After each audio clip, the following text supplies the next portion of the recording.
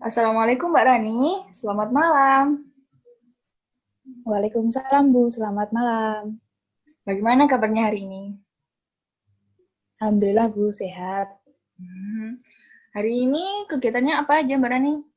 Minggu-minggu gini. Eh, karena hari ini hari Minggu, jadi saya ya cuman di rumah gitu Bu, membantu Ibu, terus bersih-bersih gitu Bu. Oh iya Mbak Rani, kita agenda kita hari ini kan untuk melanjutkan sesi konseling yang sudah dilakukan sebelumnya.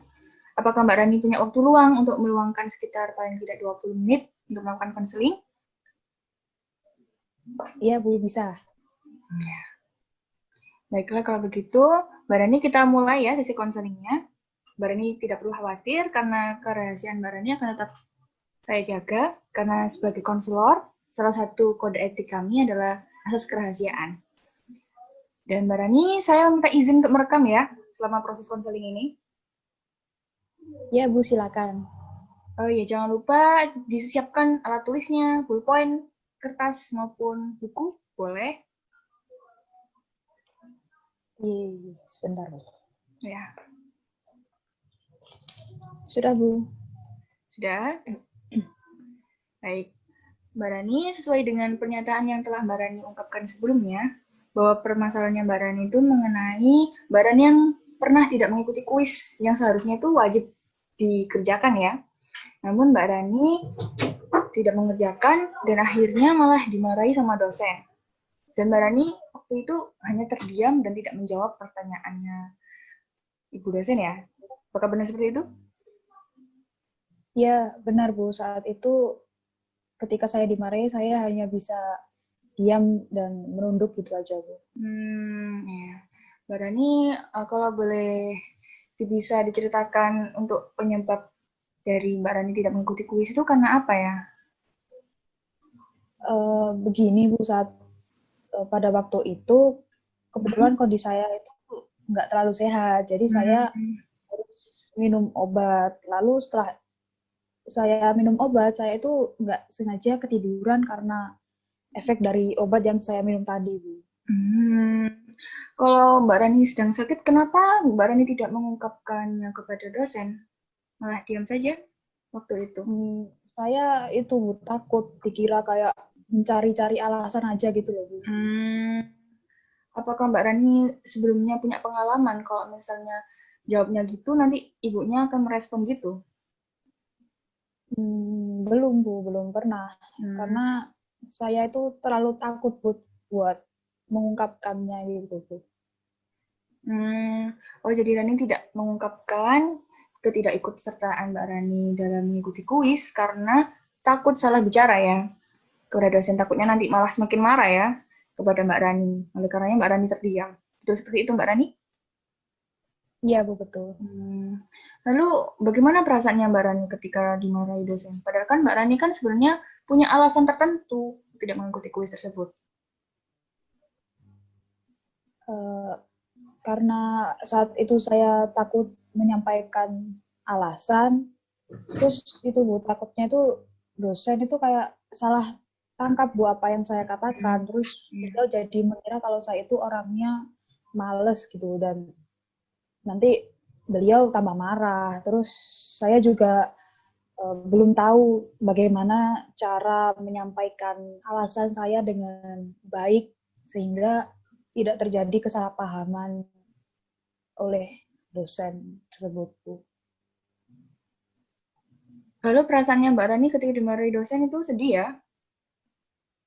Iya Bu, saya sedih lah, sedih, terus Hmm. juga saya juga kecewa sama diri sendiri Hmm. karena kenapa pada saat itu saya hanya bisa diam gitu Bu, karena Hmm. kenapa saya itu takut kalau saja saya bisa mengungkapkan alasan, mungkin saya tidak akan dimarahi oleh dosen tersebut Bu. Iya, pasti Rani akan merasa sedih ya dan kecewa pada diri Mbak Rani karena tidak bisa mengungkapkannya kepada dosen. Lalu dari hal tersebut, kira-kira apa yang Mbak Rani inginkan untuk dapat mengatasi permasalahannya? Eh, saya itu Bu ingin belajar bagaimana mengungkapkan pendapat atau alasan dengan baik Bu pada dosen agar tidak terjadi kayak kesalahpahaman gitu Bu, seperti yang apa yang saya takutkan tadi. Baiklah Mbak Rani, dari pemaparan yang telah Mbak Rani sampaikan, Ibu akan memberikan salah satu teknik konseling, yaitu teknik konseling modeling. Sebelumnya Mbak Rani pernah mendengar konseling modeling itu seperti apa? Belum Bu. Belum pernah ya. Saya jelaskan terlebih dahulu ya. Jadi teknik modeling ini adalah teknik yang mengubah perilaku dengan mengamati perilaku seorang model. Nah, modelnya ini bisa bervariasi, bisa orang yang barang disukai, atau bisa orang terdekat, ataupun bisa konselor atau saya sebagai modelnya nanti. Apakah Mbak Rani di sini paham pengertiannya dari teknik modeling? Ya Bu, sudah paham. Itulah kalau begitu. Sebelumnya saya mau tanya dulu kepada Mbak Rani. Apa yang ingin Mbak Rani lakukan untuk dapat mengungkapkan pendapat dengan baik? Bagaimana sih caranya kira-kira? Saya juga masih bingung Bu, karena terkadang itu saya juga takut salah bicara Bu sama dosen. Jadi Mbak Rani itu punya ketakutan ya, takut salah bicara tadi. Maka dari itu Mbak Rani harusnya menghilangkan dulu rasa takutnya dan mulai mencoba belajar berbicara dengan bahasa yang tepat dan juga sopan. Kalau untuk menekan rasa takut itu insya Allah saya bisa, tapi kalau untuk bagian pemilihan bahasa atau pilihan kata yang tepat itu saya masih nggak tahu Bu, bagaimana Bu itu?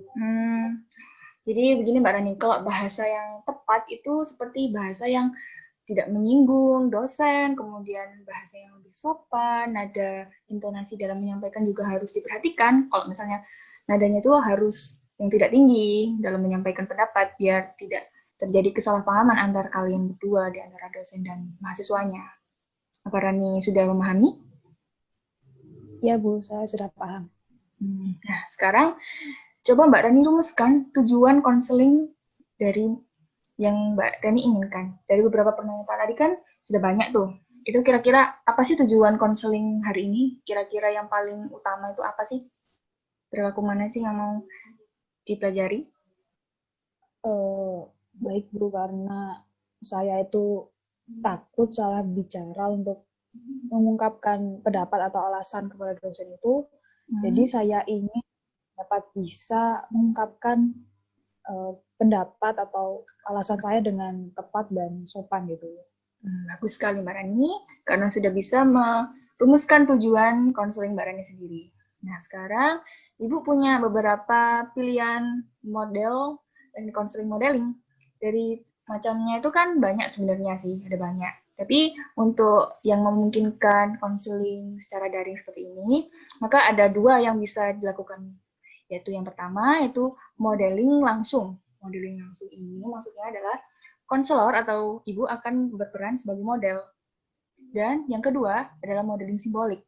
Modeling simbolik ini nanti berupa media modelnya dalam bisa berupa video maupun slide dan lain-lain. Itu bisa bermacam-macam, bisa bervariasi. Nah, kalau Mbak Rani sendiri maunya yang seperti apa modelnya? Model yang langsung atau yang simbolik? Maknya yang mana? Yang itu aja Bu, yang teknik modeling langsung. Ya berarti saya ya sebagai modelnya ya. Baiklah Mbak Rani, sekarang mari kita berlatih teknik modeling langsung dengan cara bermain peran.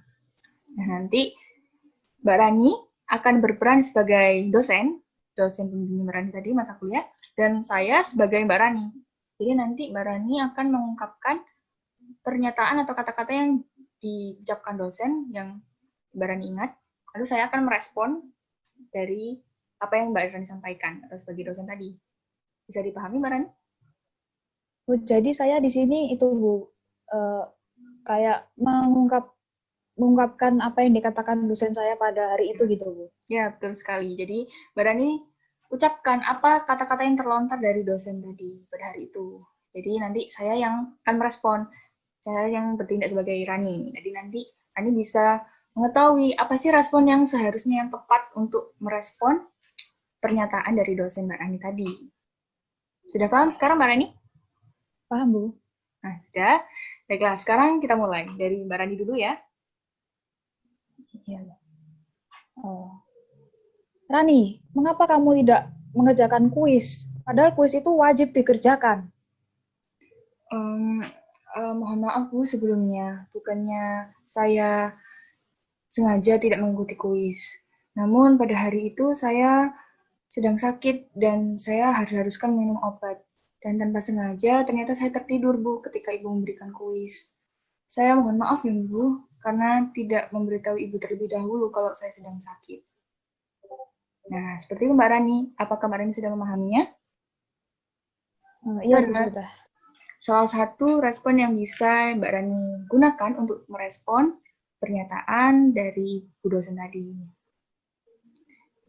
Saat Mbak Rani di posisi Bu dosen tadi, apakah Mbak Rani kira-kira apa sih respon yang tepat untuk menanggapi pernyataan yang sudah saya lontarkan tadi? Yang terbersit di pikiran Uh, Mbak Rani. Ketika Ibu menjawab seperti tadi, saya tuh kayak sedikit ada rasa menyesal, Bu, memarahi tanpa melihat alasan atau sebab dari mahasiswa yang tidak mengikuti kuis tadi, dan ternyata dia itu sakit gitu, Bu. Jadi saya agak rasa gimana gitu, misal gimana gitu. Benar sekali Mbak Rani. Bila Mbak Rani memang terdiam saja dan nggak merespon dari pernyataan tadi kan malah dosennya malah semakin marah dan menjadi salah paham. Jadi kalau Mbak Rani bisa menjawab dengan baik, maka mungkin kesalahpahaman itu tidak akan terjadi. Dan dosen Mbak Rani tidak akan memarahi Mbak Rani lagi. Jadi menurut Mbak Rani, bagaimana respon yang sudah saya berikan tadi? Sudah bagus atau masih kurang ketika menghadapi Uh, dosen tadi? Tadi menurut saya sudah itu, Bu, sudah kayak menggunakan bahasa yang santun, terus juga tidak menggunakan intonasi yang tinggi dalam menyampaikan alasan, sehingga alasan tadi bisa diterima dan dimaklumi gitu, Bu. Ya.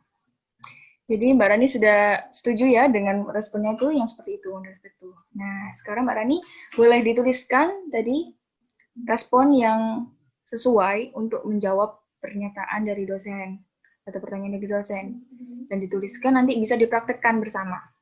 Nanti Mbak Rani bisa dipraktekkan nanti modelnya seperti tadi, yang seperti yang saya contohkan tadi. Bisa dilatihkan di sini dulu.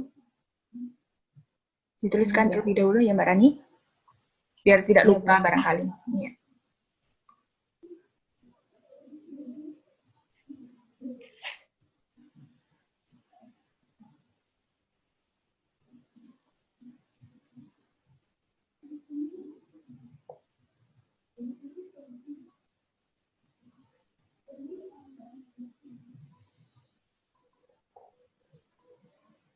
Sudah, Bu.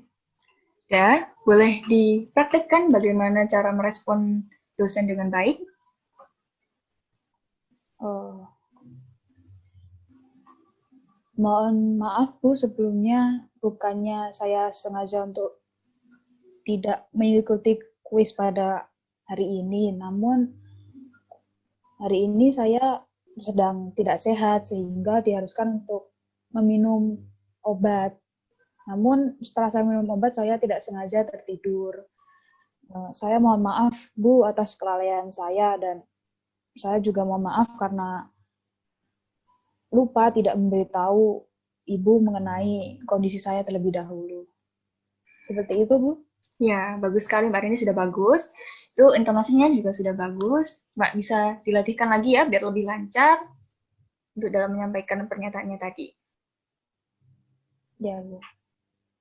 Baiklah, kalau begitu Mbak Rani, apakah pernyataan tersebut bisa Mbak Rani utarakan nantinya kepada dosen di lain waktu? Insya Allah, Bu, bisa. Jadi kalau misalnya ada hal serupa terjadi ya, tapi jangan sampai juga terjadi lagi. Tapi kalau misalnya terjadi lagi, paling tidak Mbak Rani sudah bisa mengungkapkan alasan sebaik yang baik ya kepada dosen. Mbak Rani agar bisa lebih baik, jangan lupa terus dilatihkan terus menerus ya, biar tidak Ya, Bu, siap. kagum, biar tidak patah-patah suaranya. Mbak Rani setelah melakukan konseling ini tadi, bagaimana perasaannya? Sudah lebih baik apa belum? Alhamdulillah Bu, saya kayak sedikit lebih lega gitu Bu. Soalnya saya sudah tahu bagaimana menyampaikan alasan dengan baik gitu Bu. Ya. Jadi sekarang sudah lebih tahu ya bagaimana cara menyampaikannya dengan baik. Iya Bu. Baiklah Mbak Rani, apakah ada yang perlu ditanyakan lagi? Ada yang masih belum paham mungkin dari serangkaian yang sudah kita lalui tadi? Saya rasa sudah Bu, tidak ada yang ditanyakan, saya sudah paham Bu. Ya, sudah paham ya. Baiklah Mbak Rani, kalau begitu saya akhiri ya proses konseling hari ini. Jadi Mbak Ya Bu. Rani jangan lupa terus dilatihkan setiap hari biar terus terlatih. Ya Bu, siap. Baiklah Mbak Rani, saya akhiri ya. Sampai jumpa minggu depan ya. Dadah. Ya Bu, terima kasih banyak Bu. Ya, Waalaikumsalam.